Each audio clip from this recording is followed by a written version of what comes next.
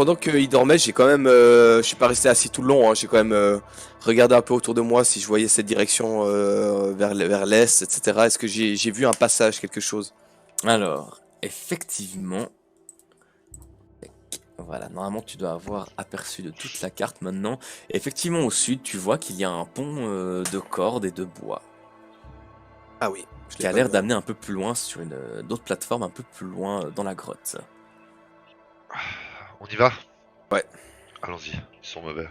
Donc vous avancez sur ce pont de cordes. Vous voyez qu'il est solide, mais au moment où vous grimpez dessus, vous entendez quand même. Mais ça a l'air de tenir. Moi, c'était pas le projet E, ça me rassure déjà. Non, c'est bien plus vieux quoi. Faites-moi un petit jet de perception, s'il vous plaît.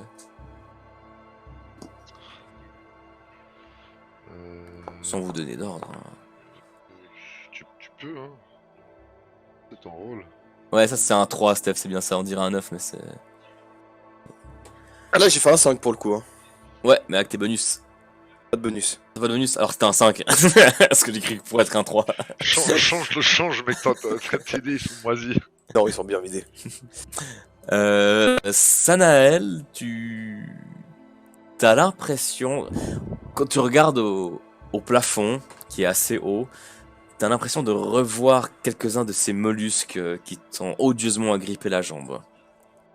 J'en fais directement par Yann. Fais gaffe. Je lève la tête. Il y a ces espèces de saloperies, regarde. Faudrait pas qu'il y en ait un qui nous tombe dessus.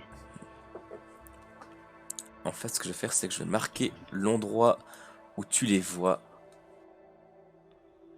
sur la carte. Donc quand tu verras un rond rouge, bah déjà je crois que tu les vois. Rond rouge égale que au-dessus il y a un de ces mollusques. Ok, alors on va essayer de les esquiver. Je montre à Yann les emplacements. Ah, je montre où ils sont, il les voit comme ça aussi. Déplaçons-nous avec prudence.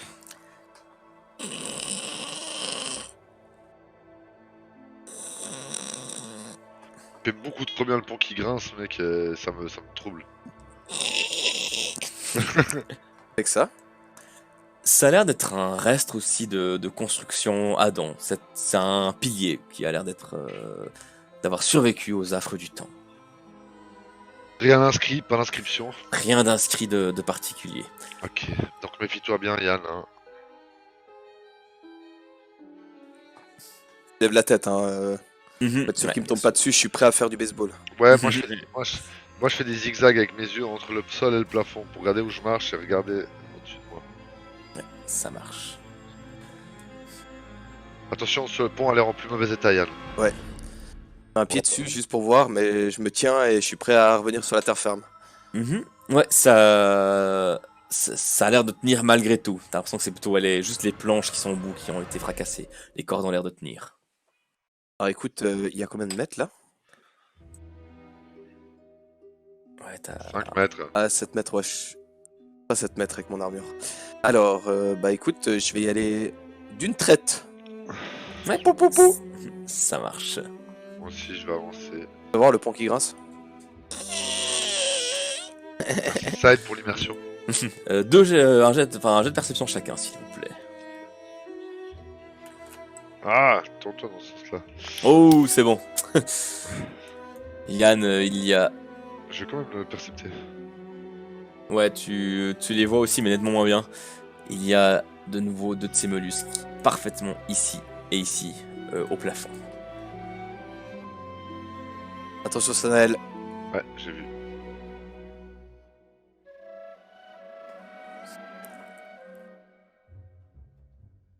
Les vapeurs qu'on voit, est-ce qu'elles nous empêchent de respirer correctement ou bien? Non, vous sentez que c'est cette humidité, vous sentez un petit peu de ce gaz végétal qui émane un peu du coin. Mais jusque-là, en tout cas, ça vous a pas porté à préjudice ou ça vous a pas blessé. T'entends surtout des vagues d'odeur, en fait, qui vous viennent. Elles sont quand même très très jolies ces maps via Incarnate, je trouve. Hein. C'est vrai, hein, Merci. c'est très sympa. C'est très très beau, franchement. Là, vous arrivez devant ce qui devait être à une époque potentiellement une fontaine. Une fontaine, ouais, j'y ai Ouais. pensé. Et ici, il y a un édifice. Au nom du Père, édifice et du Édifice, Saint-Esprit. j'y pensais aussi.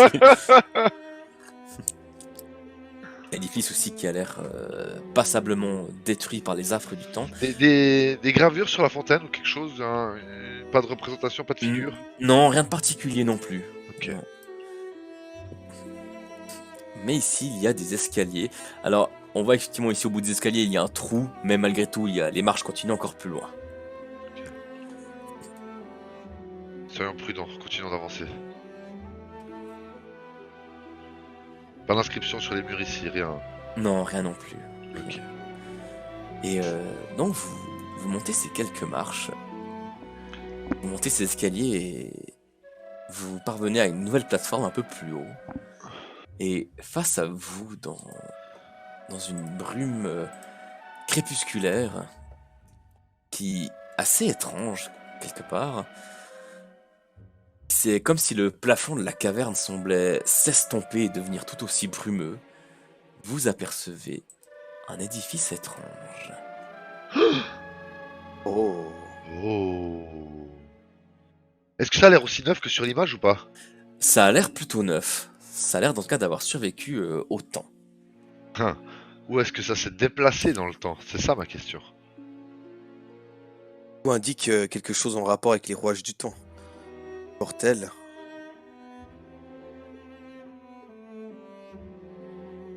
Bon, Sanaël. Ok. Ok, je mets mon petit chapeau en papier d'alu. Comme on dit en anglais, tinfoil hat théorie. Le bâtiment a voyagé dans le temps. Bon, c'est pour ça qu'il le nommé l'immortel. Possible. Que faites-vous?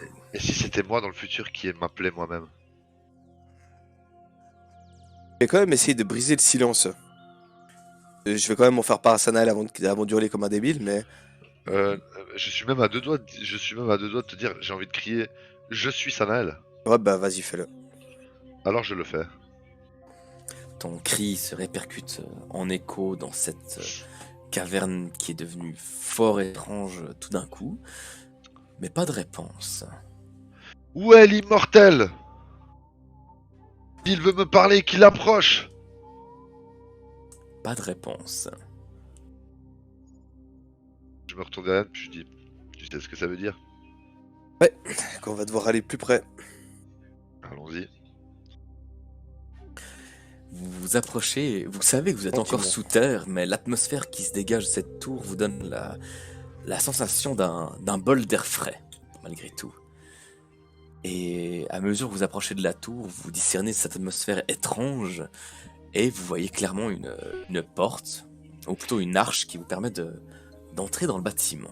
Avant de passer dans le bâtiment, j'aimerais me concentrer sur ma donnée pour voir si je sens des perturbations temporelles. Tu as l'habitude de te connecter comme ça au temps, et d'habitude ça te demande quand même un minimum d'effort. Ça t'en demande absolument aucun ici. Pas besoin de jet de dévotion, j'imagine, du coup. C'est ça. Yann, Tu te sens connecté ici au temps comme jamais tu ne l'as été. alors Yann, on est très clairement face à un phénomène temporel. Là, j'ai l'impression que mes sens, ma connexion avec la magie temporelle est décuplée. Alors rencontrer cet immortel. Passons cette arche. Vous entrez donc dans la tour et vous arrivez sur un sol de marbre, dans une pièce circulaire au plafond extrêmement haut. Et au centre de cette pièce, vous apercevez ceci. C'est comme un mobile géant qui est en mouvement, très très très lentement, mais il bouge. Et un peu plus loin dans la pièce, vous apercevez un escalier qui vous permettrait de monter à l'étage supérieur. MJ, Ouais. j'ai des connaissances en cosmologie un peu ou pas? Disons que... Ouais. Attends, en fait, je vais reformuler ma question. Elle sera méta, donc c'est pas Sanael, c'est Georgia qui te la pose là. Ça marche, ouais. Il y a un système solaire? On est au fait d'un système solaire ou pas? En Vadentis, il se dit, et il n'y a pas d'autre réponse possible, Vadentis est un amas de terre sur un océan infini. Ok. Donc, pas de données de cosmologie. Voilà. Il y a des lumières dans le ciel qu'on appelle des étoiles. Il y a aussi des fois des Caelorbia qui vagabondent dans le ciel. Mais hormis ça, non. Ok. D'accord. Donc, ça m'intrigue, enfin, ça... j'ai pas de notion de ce que c'est, donc ok. Quand je vois un mobile comme ça, enfin, Mhm. ok, pas de souci. Allons-y, Yann. On va avancer, hein. Je ne sais pas ce que c'est, mais je suis admiratif, hein, par contre. Mhm. T'as jamais vu ça? T'as jamais étudié quelque chose comme ça? Ça ne me dit absolument rien. Est-ce que du coup, vous prenez l'escalier pour aller oui. à l'étage supérieur? Ouais, Oui, oh, tout à fait. y a rien d'autre qui se dégage de ce lieu à part ce Célestus là, un peu, je veux dire. Non, non, effectivement. C'est un Et peu le tout ce qu'il fait, et le fait que la magie temporelle est omniprésente, je pense. aussi, ouais. Plus que jamais. Donc, vous gravissez l'escalier en colimaçon qui monte à l'étage supérieur. Et vous arrivez... Vous parvenez dans une salle qui vous semble, au premier abord, illogique, puisque vous avez gravi une tour de forme circulaire et vous retrouvez à présent dans une salle carrée qui laisse pourtant apercevoir des fragments de paysage et un ciel crépusculaire dans une région désertique au sable complètement blanc. Oui, on dirait des empreintes géantes.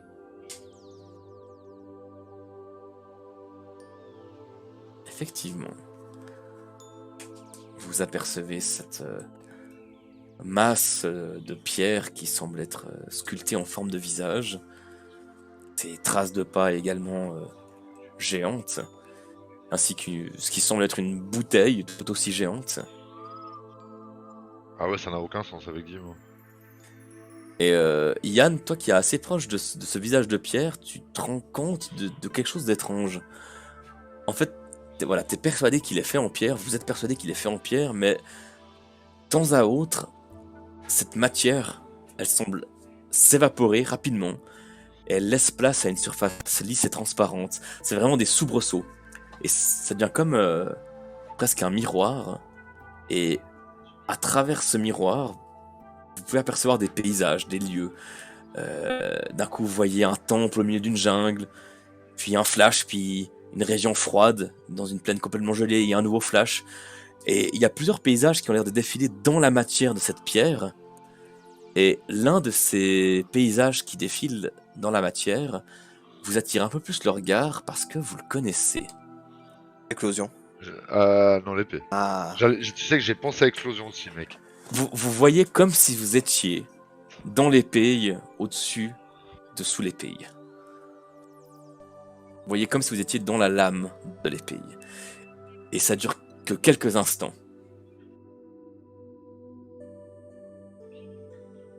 Un reliquat de l'époque des géants. Quelque chose qui a gardé la mémoire de cette époque.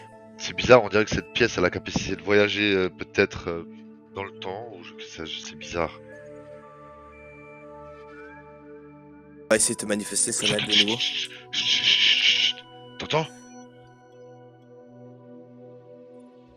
Quoi? Des pas. Effectivement, vous étiez captivé par la vision que vous apercevez et vous entendez ce bruit sourd de pas qui semble provenir de l'est. Que faites-vous? Je vais me mettre là, je vais jeter mon regard aussi loin qu'il puisse voir à l'est. Et tu vois qu'effectivement, il y a un mur. Et au bout d'un moment, une façade du mur s'ouvre. Et elle laisse entrer une lumière extrêmement vive. Une lumière blafarde. Et dans cette lumière, apparaît une silhouette aux dimensions gigantesques. Vous apercevez alors cette forme de vie. Oh! Et elle semble vous observer. Que faites-vous? Pas le Es-tu malin.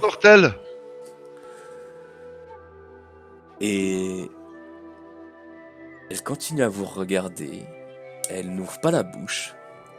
Mais vous entendez ces mots directement dans votre tête.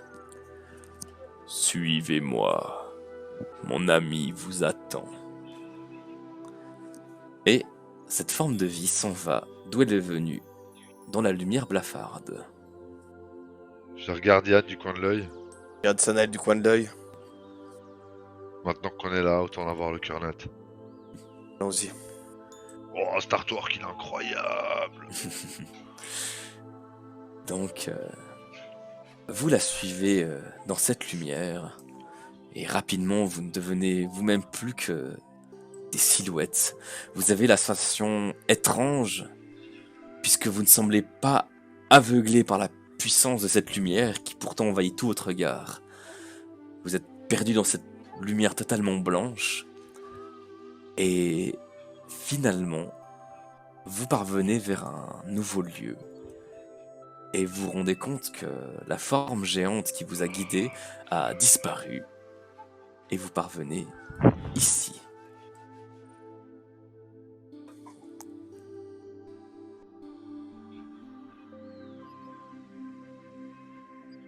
Oh. Et vous voyez donc cet étrange artefact gigantesque, cet étrange système. Et vous voyez qu'au centre de ce système, il y a ce qui semble être un cadavre attaché à une machinerie des plus étranges. On dirait un cadran. Avançons. Rentrer dans l'artefact ou pas? Tu as l'air de pouvoir rentrer en tout cas.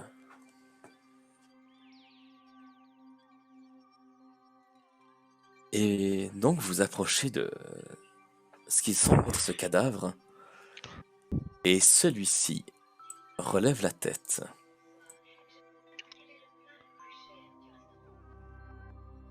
Et ses yeux vides pourtant semblent vous fixer. Et sa mâchoire se met à trembler et à vous parler.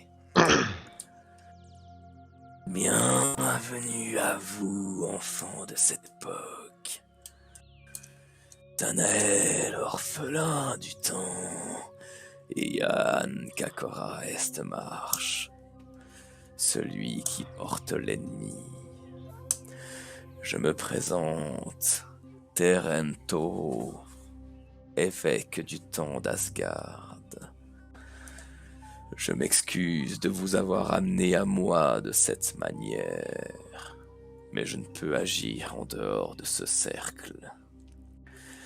C'est mon ami qui a provoqué la tempête qui vous a emmené ici, car je souhaitais vous rencontrer, notamment vous, Sanael, car je suis curieux de toutes les époques que j'ai traversées.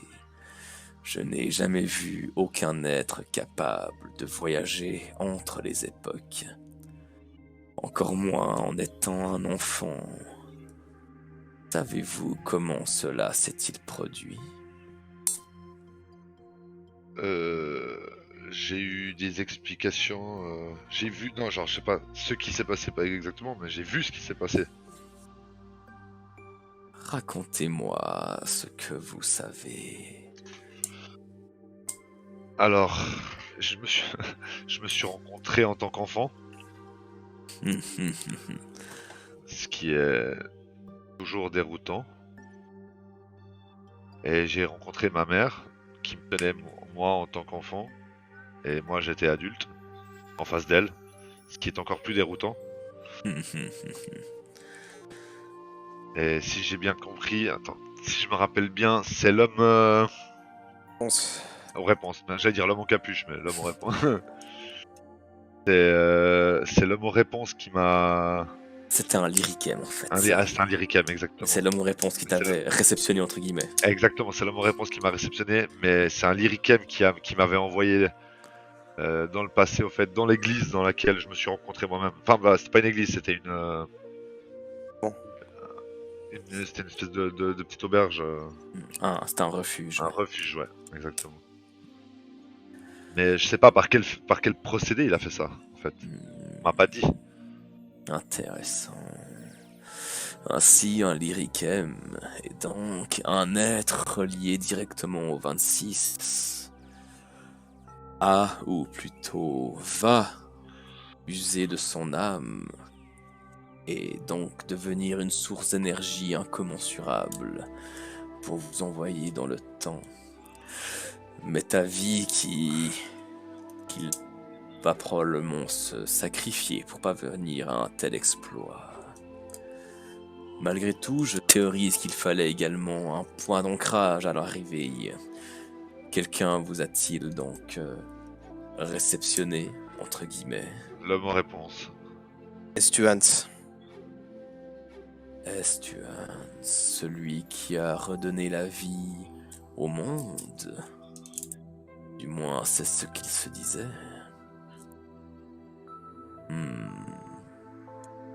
Je vous sens plein de questions et d'interrogations.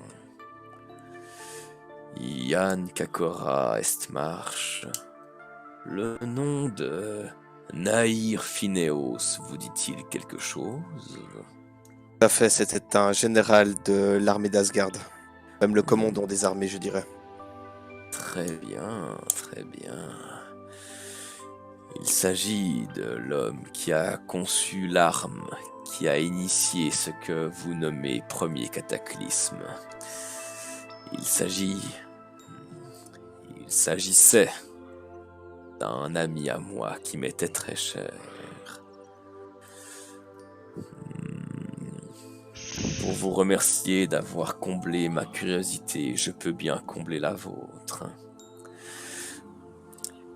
À notre époque, au 2e calendrier, alors que la guerre entre Midgard et Asgard faisait toujours rage depuis des temps immémoriaux, le temps était étudié et respecté.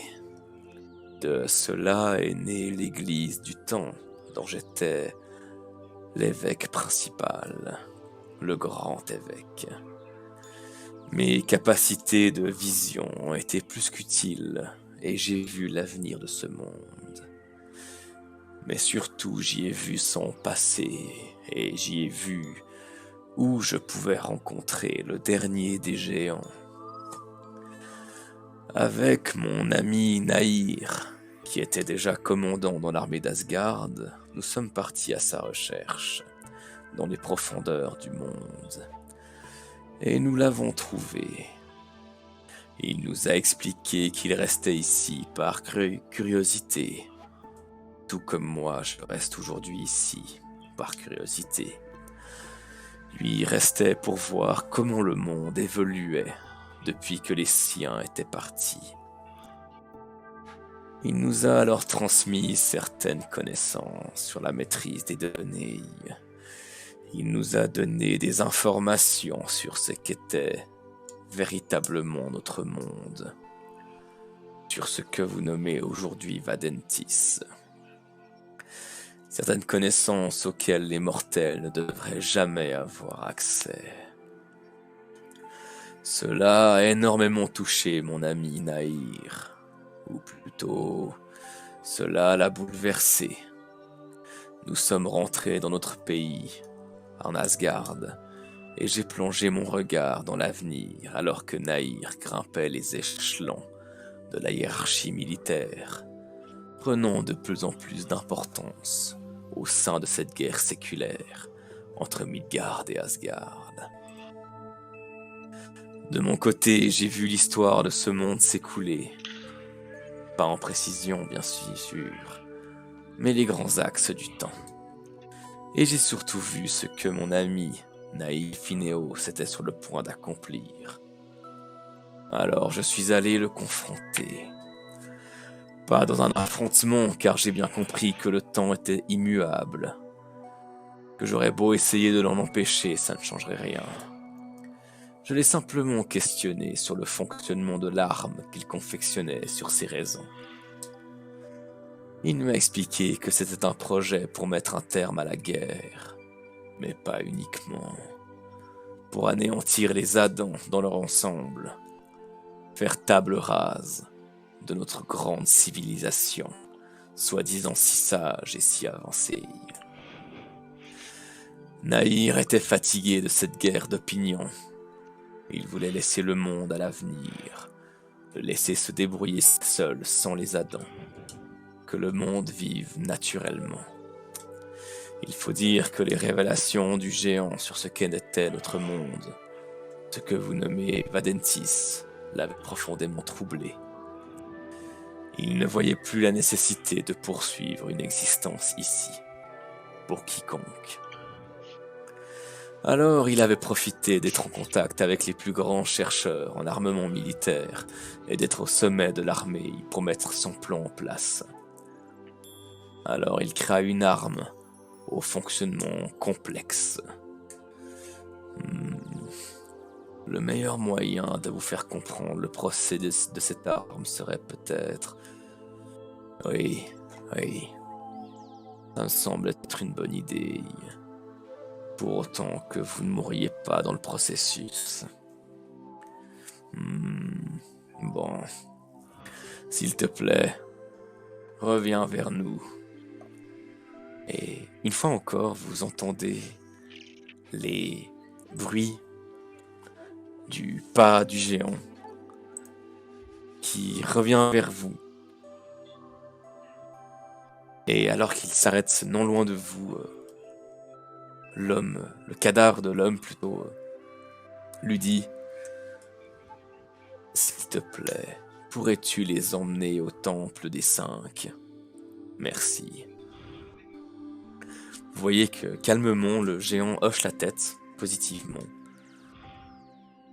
Et une fois encore, vous entendez sa voix dans votre tête. « Suivez-moi si vous le voulez bien. » Et il repart d'où il est venu. Que faites-vous ? On va le suivre, hein. Ah, c'est sûr. Vous repartez donc dans la lumière blafarde et vous revenez dans la salle précédente. Et vous voyez le géant qui s'approche du visage de Pierre et lentement le touche. Il y a alors comme un tremblement qui secoue le visage. Comme précédemment, vous voyez à travers cette forme qui devient comme un miroir, différents paysages qui défilent devant vos yeux. Vous voyez à nouveau la ville de sous l'épée, puis un marais, puis un autre endroit, puis d'autres horizons qui défilent, jusqu'à voir un édifice au milieu d'une jungle. Et cette vision s'estompe alors que le visage redevient de roche. Et le géant vous dit simplement « Touchez à présent le visage. Vous serez transporté ailleurs dans une région inexplorée du continent d'Oblivia. Résolvez l'énigme du temple des 5 dieux pour comprendre le fonctionnement de l'arme de Nahir Phineos. » Et j'essaye de parler au géant à travers mes pensées également. Une fois ceci fait, reviendrons-nous ici? Une fois cela fait, de l'autre côté, vous trouverez un autre artefact des miens. Touchez-le pour revenir ici, car nos artefacts sont tous liés par le chemin des âmes, pour autant qu'on sache s'en servir. Bien à vous, et prenez garde. Ces régions sont inexplorées pour une bonne raison.